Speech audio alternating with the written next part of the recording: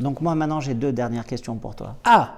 Tu as quitté un emploi qui était bien payé pour te lancer en tant qu'entrepreneur dans le monde des biographies. Pourquoi ? C'est une prise d'otage en direct. Je me suis pas considéré dès le début et je crois que j'ai encore du mal à me considérer comme entrepreneur. Il y a 7 ans, j'avais écrit l'histoire de mes grands-parents et même des arrière-grands-parents, donc un peu une saga familiale. C'était très très amateur et en même temps très passionné. Et l'idée, 5-7 ans après avoir fait ça pour ma famille, pour le faire pour d'autres familles finalement, c'est ce qui m'a paru vraiment comme une évidence pour 2 raisons. J'ai perdu mon grand-père il y a 2 ans et la même semaine quasiment, je me faisais virer de mon job dans la high-tech et je me suis dit que ces 2 éléments en fait étaient un élément déclencheur pour mettre vraiment du sens dans ma vie. Et en fait, j'avais l'intuition que ça allait marcher et que ça allait marcher pour d'autres familles. Et ça a mis du temps. La première année, je me suis pas payé. Toutes les économies chez Facebook que j'avais mis de côté, etc. C'est parti dans le lancement de ce projet. Mon père, pour la petite anecdote, me disait Sacha, prends un job en part-time dans la tech histoire de pouvoir payer ton loyer, ce qui n'était pas une mauvaise idée, mais c'est pas ce que j'ai fait. Et depuis 1 an, ça a commencé à prendre, comme tu le disais, le bouche à oreille et c'est un bonheur. Et cette vidéo, ce podcast vient un peu cristalliser tout ça. Ça va faire bientôt 2 ans que j'ai lancé Native et avoir la chance d'avoir des personnes dans ce fauteuil avec lesquelles j'échange sur un sujet, moi, qui me fait triper depuis tout petit, bien avant que Native soit né, c'est un bonheur. Donc voilà pourquoi j'ai lancé Native.